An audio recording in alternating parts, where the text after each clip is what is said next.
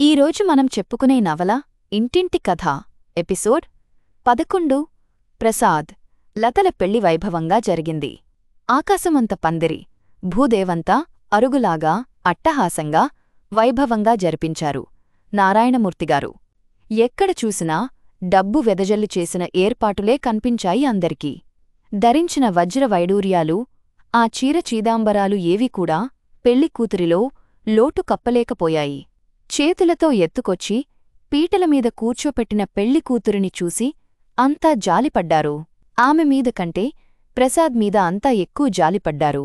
పాపం, చక్కటి కుర్రాడు అని కొందరు, డబ్బు కోసమని మరికొందరు అనుకున్నారు. నారాయణమూర్తిగారిచ్చిన లాంఛనాలు, 1116 జన్మలో కట్టలేనంత విలువైన పట్టుచీరలు, వెండిపానకం బిందెలు, అడుగడుగున పలహారాలు, విందులు మర్యాదలు. తాము ఊహించలేని, అనుభవించలేని ఆ వైభవాన్ని చూసి అంతా అవాక్కైపోయినా ఓ కంట నీరు, ఓ కంట సంతోషంలా.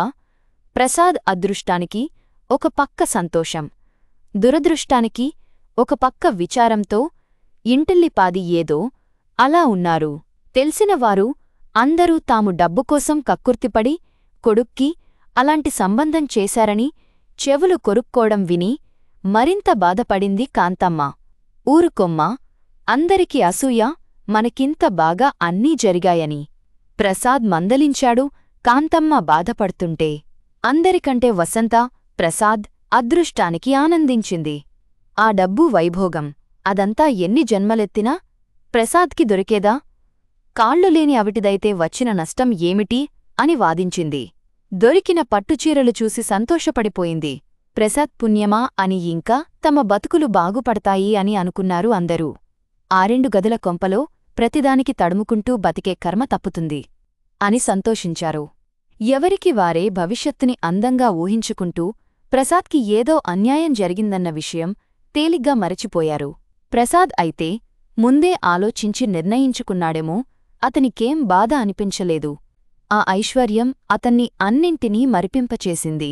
అన్నీ ఉన్నాయి, అమ్మాయి మనసు మంచిదైతే చాలు, కాళ్లులేని లోటు పెద్దలోటు కాదు అని నమ్మించుకున్నాడు తనని తాను. కాని అతని అంచనాలు తప్పని. లత అవిటితనం శరీరానికే కాదు, మనసుకి కూడా ఉందని మొదటి రాత్రే అనుమానం వచ్చింది.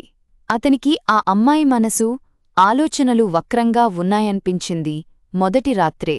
భూతల స్వర్గమంటే ఇలాగే ఉంటుందా అనిపించేటంతలా అలంకరించిన ఆ గదిలోకి అడుగుపెట్టాడు ప్రసాద్. మొదటి రోజు చూసినట్టే మంచానికి ఆనుకుని కూర్చుంది లత. మార్పల్లా పెళ్లికూతురి వేషంలో పూలదండల మధ్య, అగరవత్తులు, సుగంధ ద్రవ్యాల వాసనల మధ్య అలంకరించి కూర్చోపెట్టిన లతని చూసి ప్రసాద్కి ఆమెలో లోటుకూడా గుర్తురాలేదు. గదిలోకి వెళ్లగానే ప్రసాద్కి ఏం చెయ్యాలో తెలియక తడబడ్డాడు. లతని మొదటి రోజు తరువాత మళ్లీ పెళ్లిలోనే చూశాడు. ఆమెతో అసలు మాట్లాడలేదు అప్పటివరకు. అతను అంగీకారం తెల్పగానే 15 రోజుల్లోనే పెళ్లి ఏర్పాట్లు చేశారు నారాయణమూర్తిగారు. దాంతో ఇద్దరి మధ్య పరిచయం, చనువు లేదు. అతను గదిలోకి రాగానే లత ఏమాత్రం సిగ్గుపడకుండా సూటిగా అతని వంకే చూసింది.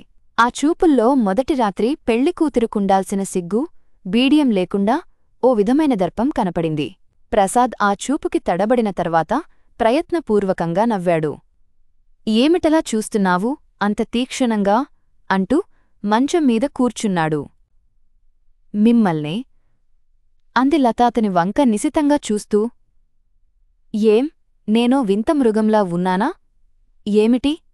చనువుగా నవ్వాడు.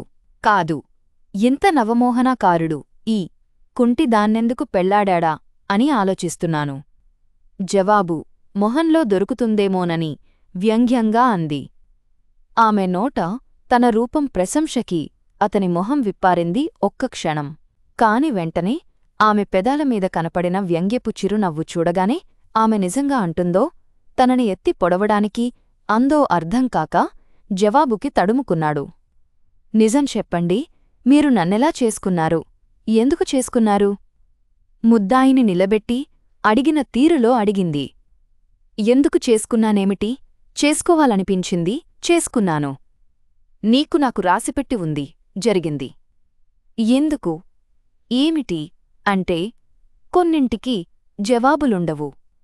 ఇంతకీ పెళ్ళయ్యాక ఈ ప్రశ్న ఎందుకడుగుతున్నావు అని ఆమె అడిగిన తీరుకి నొచ్చుకున్నా అది కనపడనీయకుండా ప్రసన్నంగానే అన్నాడు.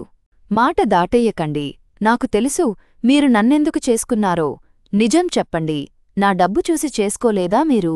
డబ్బు కోసం నన్ను చేసుకునేందుకు అంగీకరించారు మీరు. అవునా? నాకు తెలుసు. నిజం చెప్పండి. ఆమె అంత ఖచ్చితంగా మొహం మీద కుండబద్దలు కొట్టినట్టు అడిగేసరికి ప్రసాద్ మొహం అభిమానంతో ఎర్రబడింది. మొదటి రాత్రి భార్య మాట్లాడే అడిగే ప్రశ్నలాయివి అని అతని అభిమానం దెబ్బతింది. నిజం తెలిసి నన్నెందుకు మళ్ళీ అడుగుతున్నావు అసహనంగా అన్నాడు. లత మొహం ఎర్రబడింది. అంటే నా డబ్బు మీద తప్ప నామీద మీకేం ప్రేమ లేదన్నమాటేనా? నా ఐశ్వర్యం అనుభవించడం కోసం నన్ను చేసుకున్నారు, అంతేకదా? జవాబు చెప్పండి అని ఆవేశంగా అంది. లత, ఏమిటి ఆ మాటలు? ఎందుకిలా మాట్లాడుతున్నావు? మొదటి రాత్రి మాట్లాడుకోడానికింకేం లేవా? విసుగ్గా అన్నాడు. నిన్ను ఎందుకు చేసుకున్నాననేది ఇప్పుడు అప్రస్తుతం. నిన్ను చేసుకున్నాను. నిండు మనసుతో నిన్ను నా జీవితంలోకి ఆహ్వానించాను.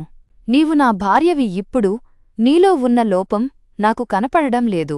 కనపడినా నీవు నా దానివి కనుక నీకు సానుభూతి చూపి. మీ సానుభూతులు నాకేమక్కరలేదు. మధ్యలోనే ఉక్రోషంగా అంది. పోనీ సానుభూతి కాకపోతే ధైర్యం చెప్పి నీలోటు నీకు కనపడకుండా నేనున్నానని చెప్పడం నా విధి. నా ధర్మం. లతా, మనుష్యులని బాధించేది మనసులు. ఆ బంధం గట్టిపడితే ఒకరిలో లోపాలు ఒకరికి కనపడవు. లతా, ఒకరినొకరు అర్థం చేసుకోవాలంటే సహృదయంతో. ఆహాహా, ఏం డైలాగులు! సహృదయులు! ఇదే నేనో లేనింటి పిల్లనైతే సహృదయంతో ఆలోచించే చేసుకునేవారా? హేళనగా నవ్వింది. ఆమె ఎత్తి పొడుపులని, ఆ హేళనని భరించలేకపోయాడు ప్రసాద్. నిజానికంతకీ క్షణం పూర్వం వరకు లత పట్ల సానుభూతి, దయ ఉన్నాయి అతనికి. అన్ని ఉండి అనుభవించనోచుకోని ఆ అమ్మాయి మీద నిజంగా జాలి కల్గింది. ఎందుకు చేసుకున్నా తన స్వార్థం ఆలోచించుకున్నా వీలైనంతవరకు ఆమెకి కష్టం కలిగించకుండా బాగా చూసుకోవాలి. ఆమెకేదో లోటుందన్న కాంప్లెక్సు పెరగకుండా తను ప్రవర్తించాలని అనుకున్నాడు.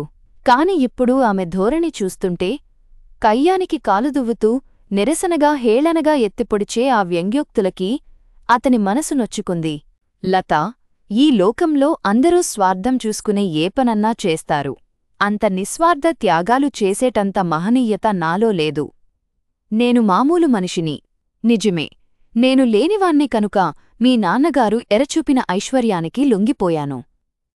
ఆయన కూతురికి పెళ్లి కావాలన్న స్వార్థంతో నన్ను వాడుకోలేదా? అలాగే నీ డబ్బుకి నేనాశపడి పెళ్లాడడం తప్ప ఈ లోకమంతా స్వార్థమయం. స్వార్థం లేని మనిషి ఉంటే మనిషి కాడు అంటాం. ఏం ఇంకా నీకేమన్నా సందేహం ఉందా? లత, ఒక్కమాట.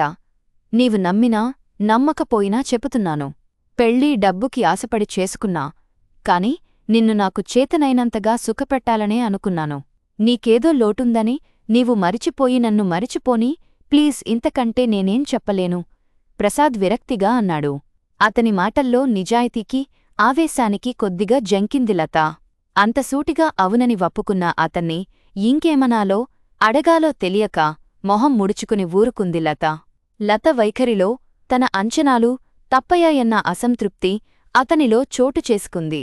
తను ఆమెని పెళ్లాడినందుకు, ఆమెలో లోటని తెలిసికూడా పెళ్లాడటానికి ముందుకు వచ్చినందుకు, తనని అభిమానిస్తుందని, గౌరవిస్తుందని, తనని ప్రేమాభిమానాలతో ముంచెత్తుతుందని అక్షరాలా అనుకోకపోయినా అతని అంతరాంతరాలలో మెదిలిన ఆలోచనకి పూర్తిగా వ్యతిరేకంగా, అందులో మొదటి రాత్రి మొదటి సంభాషణ అంతా జరగడంతో లత మొహంమీద స్పష్టంగా కన్పించిన దర్పం, హేళన, నిరసన, ఏదో కాంప్లెక్స్ చూడగానే అతని ఉత్సాహం, మొదటి రాత్రి అనుభవం కోసం ఎదురుచూసిన ఆ ఆరాటం అన్నింటిమీద నీళ్లు చల్లినట్లయింది. లత ఇంకేమన్నా మాట్లాడుకుందేమోనని ఎదురుచూశాడు. కాని ఆమె ప్రసాద్ అక్కడ లేనట్టుగా పుస్తకం చేతిలోకి తీసుకు చదవసాగింది. ఆమె నిర్లక్ష్య వైఖరికి ప్రసాద్ చిన్నపుచ్చుకున్నాడు. ఏమిటి ఆమె ధోరణి? లతకీ పెళ్లి ఇష్టం లేదా? తండ్రి బలవంతం వల్ల చేసుకుందా? తను బీదవాడని చిన్నచూపా? ఈపాటిడానికి పెళ్ళెందుకు చేసుకున్నట్టు ఆమె ధోరణి ఏమీ అంతుబట్టలేదు. ఆమె నిర్లక్ష్యం చూసేసరికి అతని ఉత్సాహం దిగజారి ఆగదిలోంచి వెళ్ళిపోవాలన్ననంత విరక్తి వచ్చింది. ఒక్క క్షణం ఆలోచించి ఆవేశాన్ని అదుపులోకి తెచ్చుకున్నారు. జీవితాంతం గడపవలసిన భార్యతో మొదటి రాత్రినుంచి మనస్పర్ధలైతే ఆ కాపురం ఏం సాగుతుంది? తెలిసో తెలియకో చిన్నప్పట్నుంచి వైభవంగా పెరిగిన కారణమో ఏదో ఇన్ఫీరియారిటీ కంప్లెక్సో అయివుండి అలా అని ఉంటుంది. తనూ అపార్థం చేసుకుని అలిగితే ఎలా అని మనసుని సమాధానపరుచుకుని ప్రయత్నం మీద మొహం మీదికి నవ్వు పులుముకుని చనువుగా చేతిలోంచి పుస్తకం లాగేసి, చదువుకోడానికిదా సమయం? ఇది మన మొదటి రాత్రి అని మరచిపోయావా అంటూ నవ్వుతూ ఆమెని దగ్గరికి లాక్కున్నాడు.